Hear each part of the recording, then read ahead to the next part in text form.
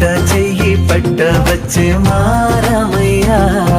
పెద్దలు వేసిన అక్షతలు, దేవుడు పంపిన దీవెనలు, ఇవిలో కుదిరిన దంపతులు ఈ చోట కలిసారు ఈ మాటికి. ఆటలు పాటలు వేడుకలు, మాటకు మాటలు అల్లరులు, తీయని గుర్తుల కానుకలు వెన్నంటి ఉంటాయి వెయ్యేళ్ళకి.